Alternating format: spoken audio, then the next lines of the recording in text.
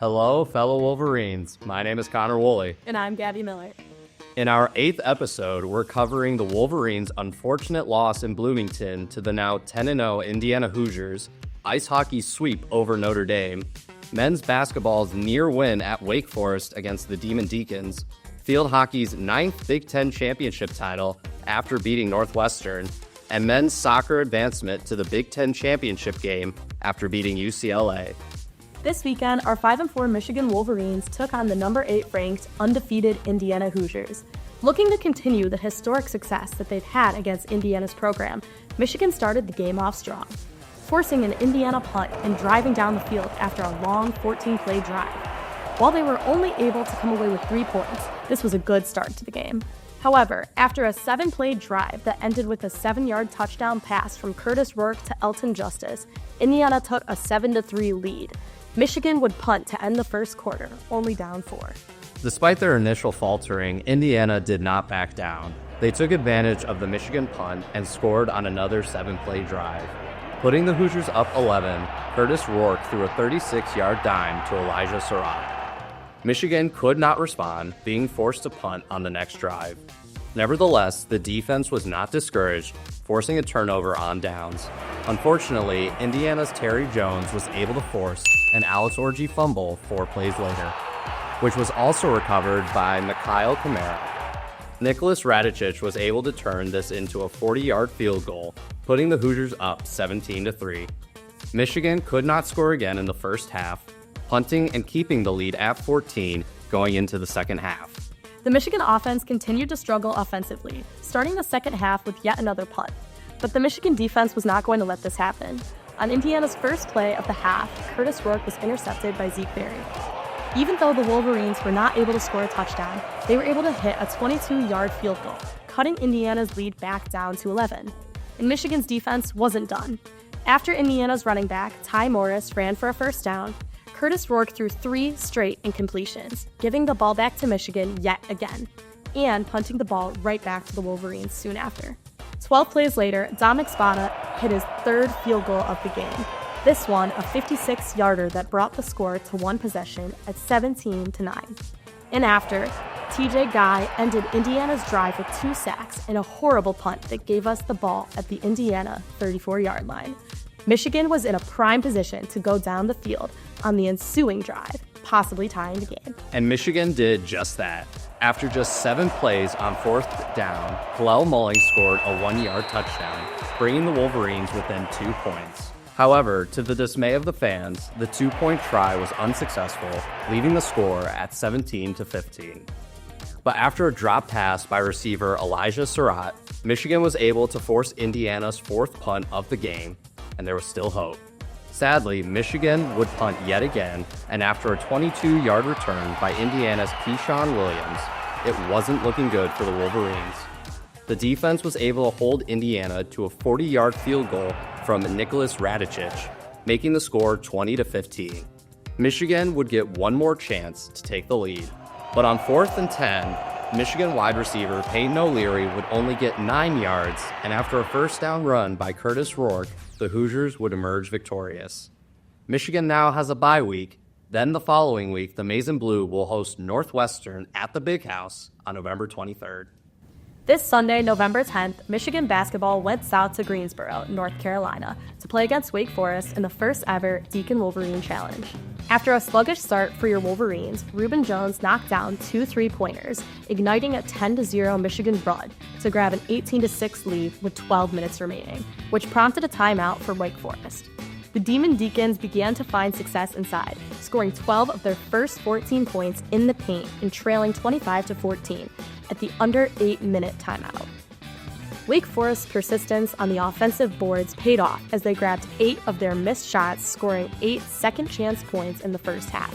Sam Walters nailed 2 3-pointers during a scoring lull for Michigan, but Wake Forest rallied, closing the half on a 10-0 run. In the final seconds, Donaldson drilled a half-court shot for your Wolverines. Michigan entered halftime with a 38-34 lead. That lead did not last. Wake Forest came out firing in the second half, sinking 3 consecutive three-pointers to take their first lead at 44-43 with roughly 16 minutes left. They continued their hot streak, making 5 straight field goals within a 2.5-minute stretch before Amari Burnett broke their run with a three-pointer for Michigan. A fast break layup from Kaysen briefly restored Michigan's lead at 52-49. Wake Forest then answered with a 6-0 burst, hitting 4 of 5 shots from the floor, while Michigan struggled, missing 5 straight shots. This allowed Wake Forest to reclaim a 59-57 advantage by the 8-minute mark.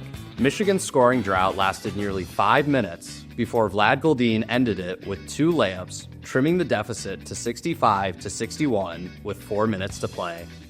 Down the stretch, Michigan's offense faltered, failing to hit a field goal in the last 3 minutes and 48 seconds.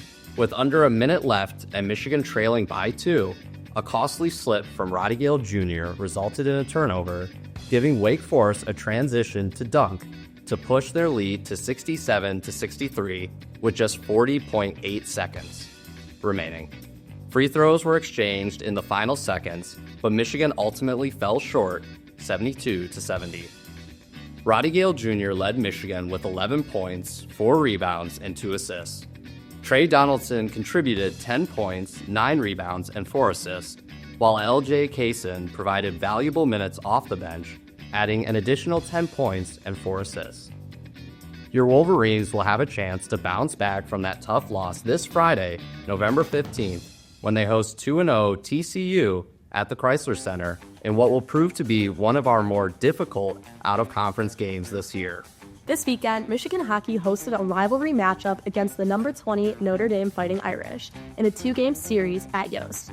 Friday night's game was tightly contested and began with a scoreless first period. Michigan entered the locker room with the edge on both shots and faceoff wins, but it was Notre Dame who broke the tie by scoring 6 minutes into the second. Notre Dame only held this lead for about 10 minutes, as junior Keenan Draper was able to net his second goal of the season. The game remained tied throughout the remainder of the period, and the teams entered the third period locked in on a 1-1 battle. The score remained tied for the entirety of the third, despite Michigan's wide advantage in shots on goal, 32-14. Evan Werner ended up collecting his own rebound and quickly fired his second attempt on the goal. This one fit between the goaltender and the pipe, finding the back of the net, clinching victory for the Maize and Blue on Friday night. Michigan's strong start and solid defense secured a 4-2 victory over Notre Dame on Saturday, completing a Big Ten opening sweep. Michael Hage struck first with a goal at only 41 seconds, and Evan Werner quickly followed suit with a goal at the 2 minutes 8-second mark. Notre Dame wasn't going to give up, however, as they notched a goal to half the lead at 2-1. Thomas Daskus scored his first goal as a Wolverine at the 6-minute mark of the second period. The 2-point lead seemed comfortable to end the second period until the Irish scored with only 44 seconds remaining. The final period was shaky for both teams, with neither scoring until there was only a minute and 36 seconds left of regulation, when Philip Lapointe sent the puck down the ice for Jackson Hallam to tip it in, ending the game at 4-2 for the Maize and Blue with a series sweep. Michigan's victory bumped their lead in the series to 92-70-6 against the Fighting Irish. Our Wolverines, now on a roll, have a bye next weekend before heading to State College for a 2-game series against Penn State on November 22nd and 23rd. Women's field hockey has done it big in the Big Ten tournament by upsetting number 1 Northwestern to become Big Ten champs this past Sunday afternoon. Our number 9 ranked Wolverines faced the undefeated Wildcats for the title game at Maryland. With the assist from Abby Tamer, WOLV TV's own Alana Richardson scored the only goal of the game at the start of the second half. Paula Silverstein made 4 huge stops at goalkeeper, making this game her 4th complete game shutout.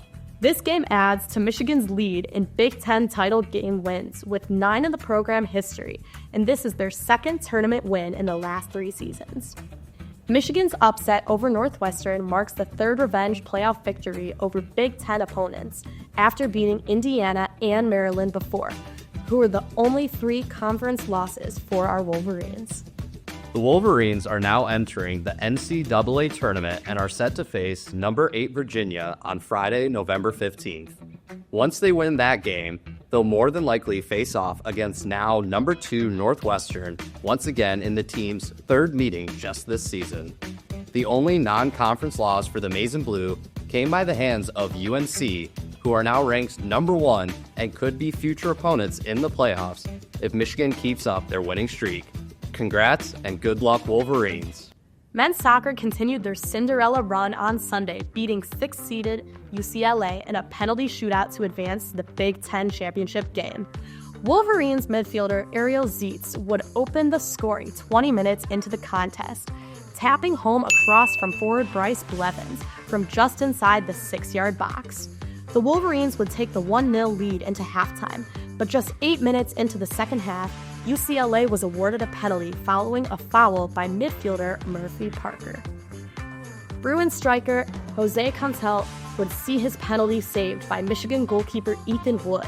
However, Cantel would pounce on the rebound, leveling the score at 1-1.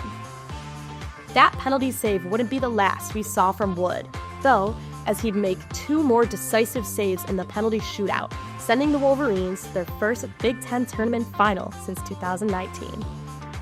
They'll face rival Ohio State on Sunday, November 17th in Columbus.